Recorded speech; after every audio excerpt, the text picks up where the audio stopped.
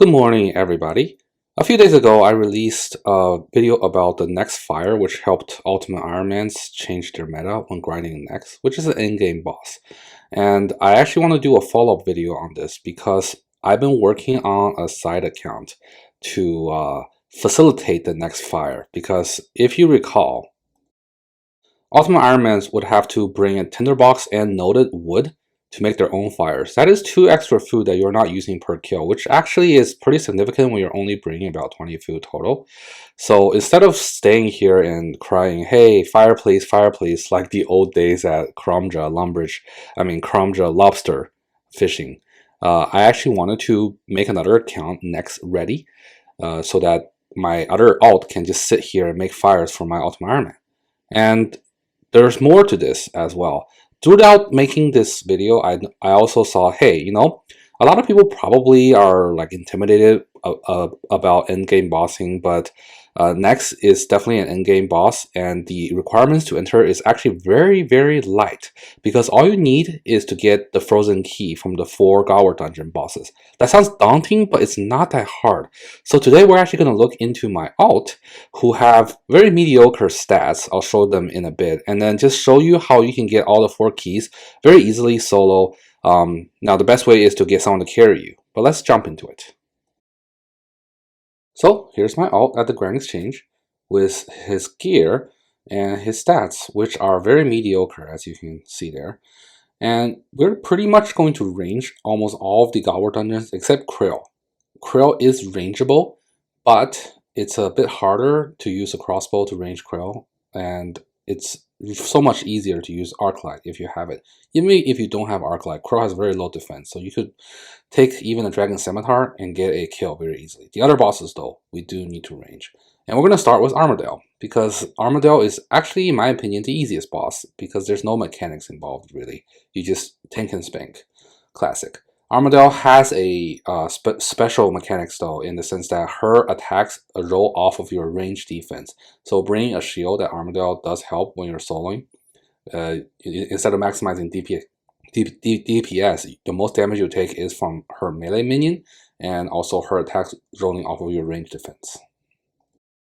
As you noted earlier, my range level on this account is only 76, but that's okay, because the most of the damage that you'll do is from Ruby Bolts for proccing the life tap ability, and also Diamond Bolts once her HP is low. Don't forget to bring GOTR items so you'll be immune to all the minions, or not immune, you'll be unaggressive for all the minions. And then don't forget to bring a Mithril Grapple to clear. For inventory, I like to bring some combo eats, which is Anglerfish plus Chrome Bombs. You could also do Manta Rays or potatoes. I also like to bring some Cerebrews for extra healing, and I do like to bring a stamina pot as well. Sometimes you can kite the melee minion if you're really low and you're close to getting a kill. Make sure you bring a range pot, and that is pretty much it. When you're getting the minion KC, sometimes these birds will drop swordfish, so you can actually save some prayer potions by drop tricking these swordfish. What you do is you just keep picking them up and dropping them so to reset the 2-minute timer. You could also get an EQ key, because killing 40 of these avian seeds do take a long time. I don't really like the wilderness that much, plus there's a lot of bots at the EQ key spot, so it's actually, for me, it's faster to just get the 40 KC by killing the minions here. Once you have 40 KC, you can enter the boss room, and the fight is really, really simple. You don't even need to do what I'm doing. You could just stand in the corner and just shoot her down. It will work just as well. For me, I like to step under her after every attack. That way, you'll minimize the number of times she'll attack you. You do still take pretty much full damage from the melee minion, unless you step under him as well, which is a bit harder, but honestly, this is, as you can see, there's really no mechanics. It might look a little sketchy at points when your HP goes low, but just keep at it. You'll get her.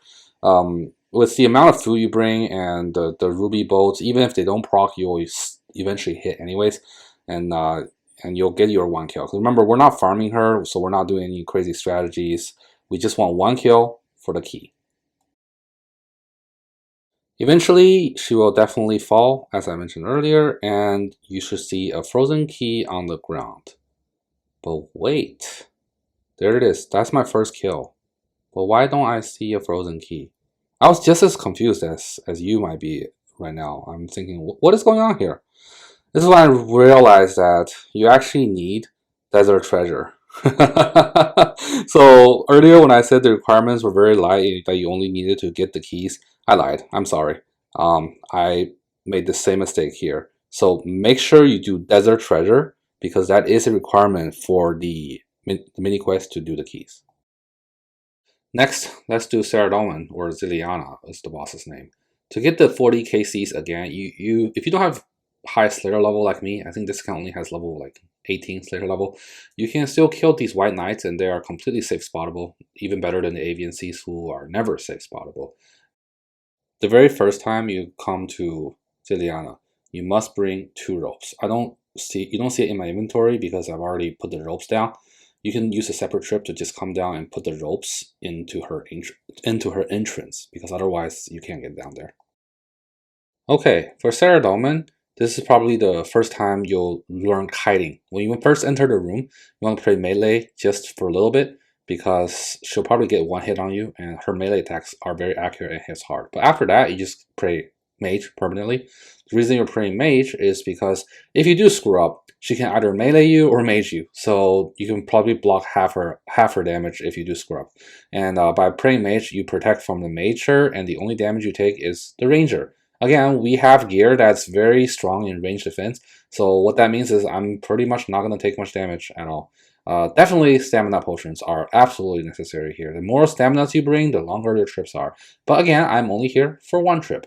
I've also changed my food up. Oh, here's my prayer, by the way.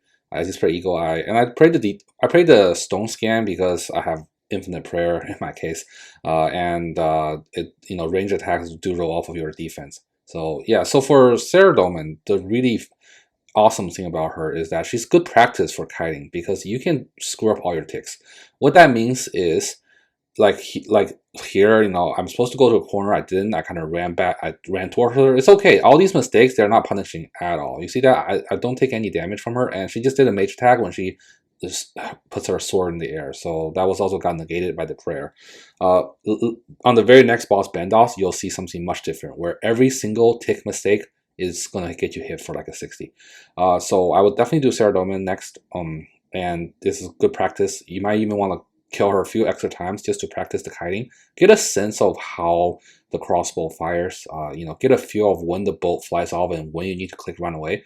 It will be important for the next boss.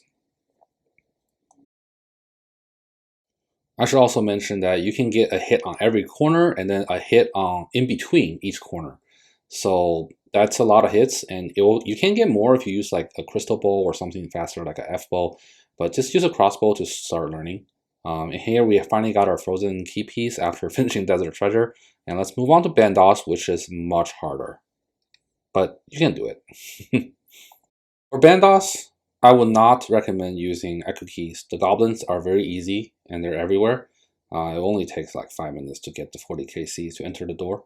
Don't forget to bring a hammer, of course. The hardest part about Bandos is actually finding a free world.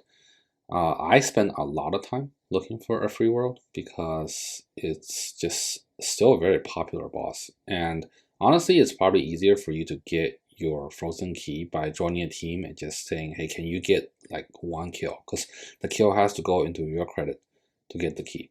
But in the spirit of soloing everything, we're going to try to find a solo world and we're going to solo Bandos. Remember to ask nicely. If you ask nicely, some people will let you go in for 1 kill. I finally managed to find a world and convince the people here to let me get 1 kill, thanks. And I'm in the boss room. Now, this boss hits like a 60 with melee. You see me pray for the king melee there. If you're new, you probably will not have the presence of mind to do that.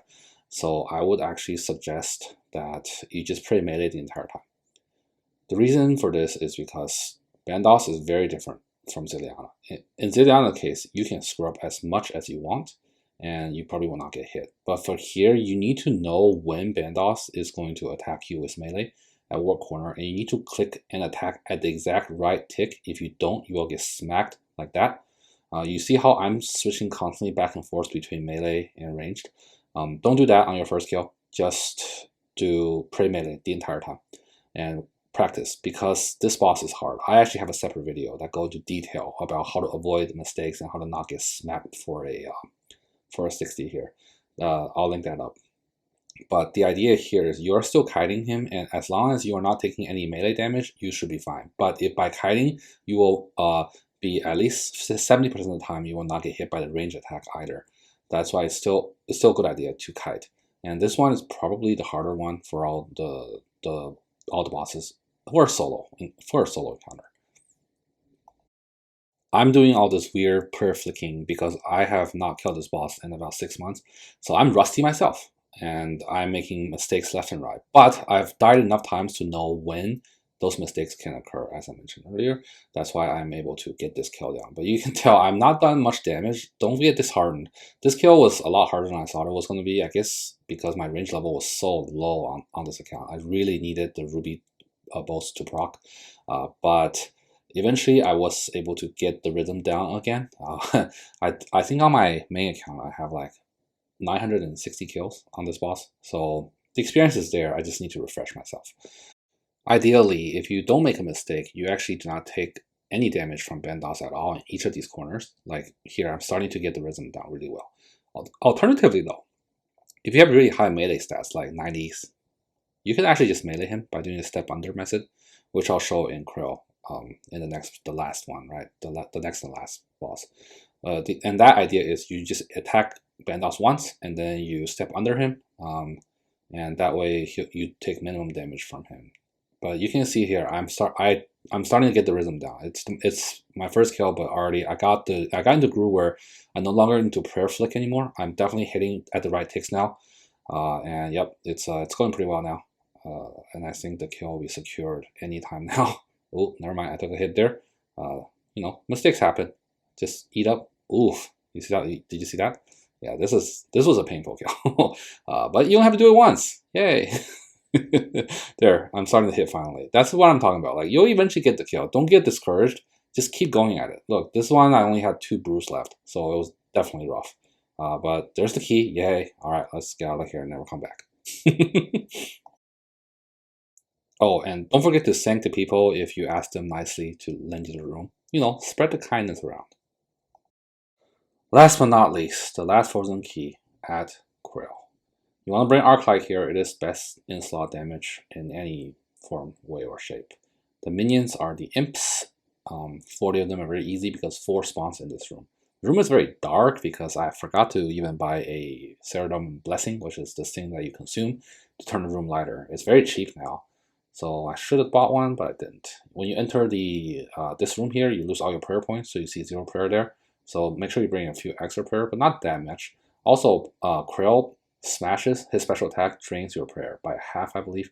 But he is so weak in the sense that he has no defense at all. So bring less brews because that takes longer to eat and more combo eats.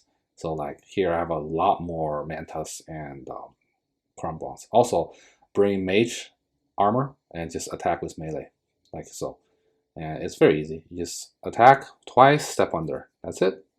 This is how you would have done bandos too. Also, don't forget anti-poison. That's my second potion there. Krill does poison for very high, so that will probably kill you versus anything else if you forget anti-poison.